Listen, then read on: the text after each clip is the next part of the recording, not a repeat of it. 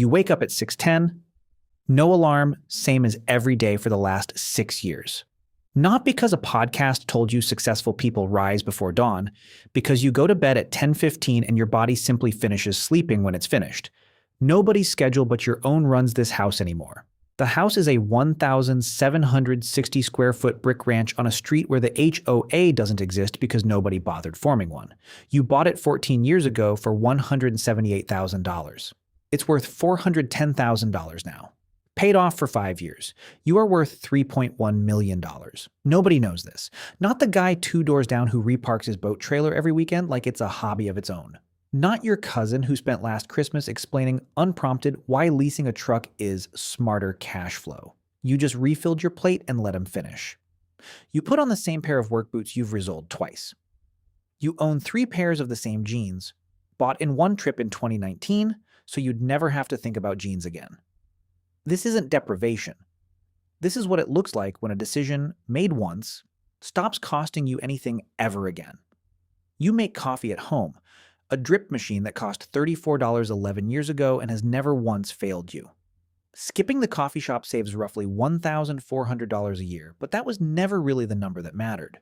What mattered was becoming someone who asked, "Is this actually worth it?" one time, got an honest answer, and never had to litigate the question again. While the coffee brews, you check the accounts. 90 seconds. This is the only window all day where money gets your attention on purpose. $2.2 million sits across 4 index funds. Total market, international, a small bond allocation, and one fund you started the year your daughter was born that you've never touched since. You have not sold a single share in 17 years. Not in the crash that erased a fifth of it in 6 weeks. Not during the year everyone online insisted the whole system was rigged and finished. You kept buying on the same schedule, twice a month, like a bill you decided to pay to a version of yourself that doesn't exist yet. $410,000 sits in the house, fully yours. The deed lives in a fireproof lockbox beside your passport and a photograph of your grandfather in his army uniform. $260,000 sits in a taxable brokerage account, the bridge that lets you stop working before you're old enough to touch the retirement money without a penalty. $71,000 sits in cash, 20 months of expenses, doing nothing exciting, which is precisely its job. Cash isn't there to grow. Cash is there so you never have to sell something valuable on the one day you desperately need money and the market happens to be down. And $19,000 sits quietly in a custodial account for your nephew that his parents don't know exists yet. Total, $3.1 million, give or take whatever mood the market woke up in. You close the laptop. Whatever the market does today, you will do nothing in response. That single skill, doing nothing on purpose with full awareness, took you a decade to build and cost you absolutely nothing except the willingness to be bored. You drive a 2016 Accord with 142,000 miles, bought used 4 years ago with a check.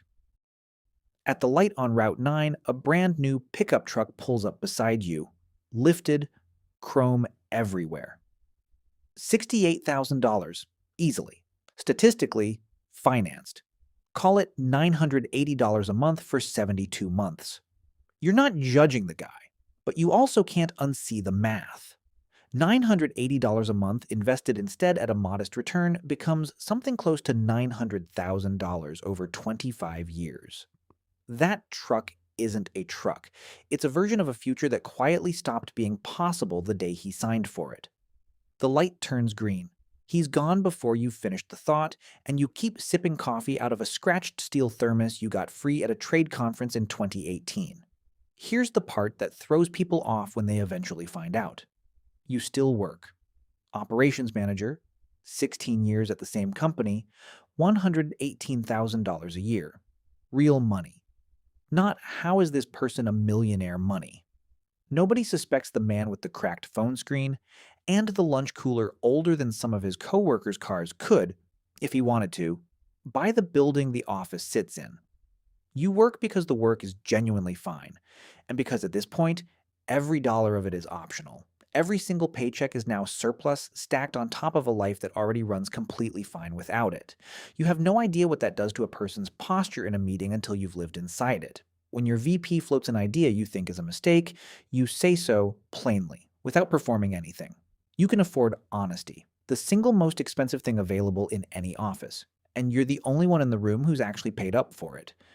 2 years ago, they offered you a director title, 25% more money, triple the meetings. You said no. Your VP looked at you the way you'd look at someone declining a free vacation. The raise would have moved your retirement date up by maybe 4 months. The stress that came attached to it would have moved something else in the wrong direction for a lot longer than 4 months.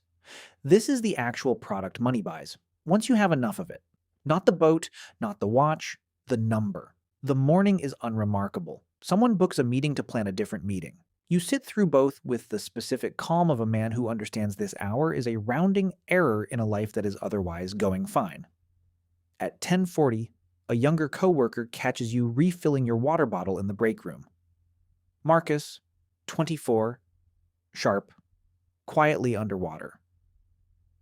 Can I ask you something weird? You always seem like you've got this figured out. I've got like 11 grand in credit cards, and honestly, I couldn't even tell you what it went to. You could lecture him.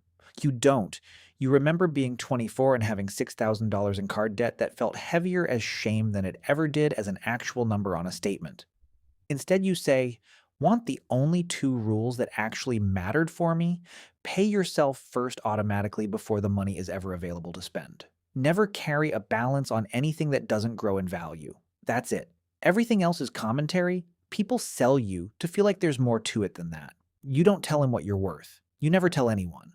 But that afternoon, you send him a PDF of a book somebody handed you when you were 25. The one that actually started this. Wealth moves in directions no bank statement will ever show you. Lunch is leftovers, maybe $2.80 worth. Your coworkers order $14 delivery every single day and complain about being broke in the same breath they place the order. You used to feel a little superior about this. You're not proud of that anymore. Somewhere around your first $400,000, the superiority burned off completely, and something closer to indifference took its place. Other people's spending stopped being a scoreboard you were quietly winning. You genuinely don't want the $14 version more. It has nothing to do with beating anyone. This is the part no influencer can package into a course because it can't be manufactured. Past a certain point, restraint stops being restraint and simply becomes what you prefer. The door's been open for years. You just happen to like the room you're already in. While you eat, you read, never finance content anymore. You quietly gave that up in 2015 and your returns improved almost immediately, which told you everything you needed to know about how much of it was ever actually useful. A guy 2 tables over is trading options on his phone, jaw set, thumb moving fast. You feel something closer to tenderness than judgment. You were him once for about 5 months in your late 20s. It cost you $7,400 to fully understand that in that particular game, you were the product being sold, not the customer. Your phone buzzes. Not a financial advisor, you've never had one. Your sister. Her car failed inspection, needs $1,100 in repairs she doesn't have this month. You can hear it in her voice before she even finishes the sentence. That specific tone of someone rehearsing an apology for a problem that isn't her fault. You know that sound from the inside. I'll send it in 20 minutes, you say. Before she can offer to pay it back, you tell her it's not a loan. Cars break. That was never a character flaw. You move $1,100 out of the cash account. It refills quietly from surplus you'll genuinely never miss. Here's the math nobody puts in a headline. $1,100 is 0.035% of your net worth. For your sister, it was a crisis one missed payment away from a credit card at 26% interest. The kind of thing that turns into $1,900 of slow motion stress spread out over a year. The best return you will ever get from any dollar you own is quietly deleting a crisis from someone you love before it has time to metastasize. No index fund on earth pays that particular dividend. Mid-afternoon, a small moment of weakness.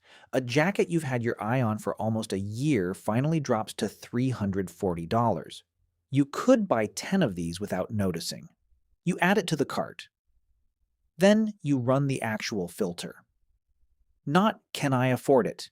That question retired years ago, permanently, no longer relevant to any decision you make. 1. Will you still want this in 30 days? 2. Are you buying the object?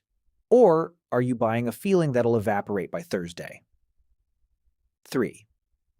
Who exactly are you buying it for? You sit with the third one longest. The honest answer is for people who won't remember you own it by next week. And your entire adult life has been built, quietly and on purpose, around refusing to pay rent to strangers' opinions. You close the tab, not through willpower, through simple recognition of what was actually happening. Maybe you buy it in 30 days. The espresso machine passed this exact filter 2 years ago, and you've used it every single morning since without a flicker of regret. That's the system doing exactly what it's built to do. The filter isn't a wall keeping things out, it's a sieve. It just lets the right things through and quietly drops the rest. Someday, somebody will stumble onto the real number and ask for the secret, expecting an inheritance or a lucky stock pick or crypto. There wasn't one. Your father's factory closed when you were 16, and whatever inheritance might have existed went into keeping the lights on that year instead. No single trade made this. The closest thing to a secret was never making a dramatic one. At 22, you started investing 12% of a $38,000 salary, $380 a month. It felt, at the time, like amputating a limb you needed. Every raise after that, half went toward an actual better life, and half went straight into the machine, automatically, until the machine was quietly swallowing nearly 30% of a six-figure income, and you genuinely stopped feeling it happen at all. You stayed married. You kept insurance you hoped you'd never use. You bought exactly one car with a loan in your entire adult life and never did it again. You were an unremarkable investor and an elite non-interrupter. 22 years. That's the entire mechanism. There isn't a hidden second layer underneath it. The secret is that there's no secret, just a long, boring hallway with no windows in it, and almost everyone leaves early because nobody claps for you in there and there's nothing to look at on the walls. Compound growth is the only kind of miracle that only works on people who forget to keep checking on it. Your net worth crossed $100,000 after 8 years. The second 100,000 took 2.5 years. The most recent 100,000 took 4 months. The hallway has no windows. It does eventually have a door. The door today looks like an ordinary Tuesday evening. You pull into the driveway at 5:50. Your neighbor Danny waves from across the fence. New jet ski this year, a camper parked beside the garage, 2 SUVs under 6 months old, a home equity line he tapped last spring for flexibility. Danny makes more money than you do, on paper. By almost every visible measure, Danny is winning. You'd guess privately that Danny couldn't survive 3 months without a paycheck. You're not better than Danny. His jet ski makes real memories on real Saturdays, and there's no spreadsheet anywhere that can price that against anything you own. But you've also lived the other version of this story. You watched your father at 51 standing in the kitchen with $4,000 to his name and a look on his face you still see sometimes without warning. And at 17, in one specific cold moment that never really left you, you decided nobody was ever going to do that to you. Every identical pair of jeans, every car you kept 4 years past when you could have upgraded it, every automatic transfer that happened before you were awake enough to talk yourself out of it, that's a 17-year-old keeping a promise he made to himself in a kitchen that no longer exists. The neighbors see a modest house and a tired sedan. They can't see the promise underneath it. Wealth nobody can see is still wealth. Wealth everybody can see is half the time just very expensive noise. Dinner is with your husband. You didn't build any of this alone. 19 years ago, on your second date, he told you he had $4,200 saved and an actual plan for it.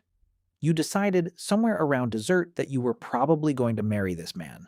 3 real money fights in 19 years. Every one of them resolved the exact same way. A standing 30-minute meeting, first Sunday of every month, coffee, both sets of numbers on the table, nothing hidden and nothing sprung on the other person after the fact. Most money problems inside a marriage were never actually math problems.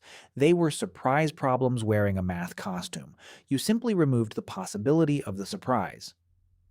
After dinner, you walk the same 1.8-mile loop you've walked most nights for a decade. A podcast host had asked a guest that morning, "What's your number and how will you know when you've hit it?"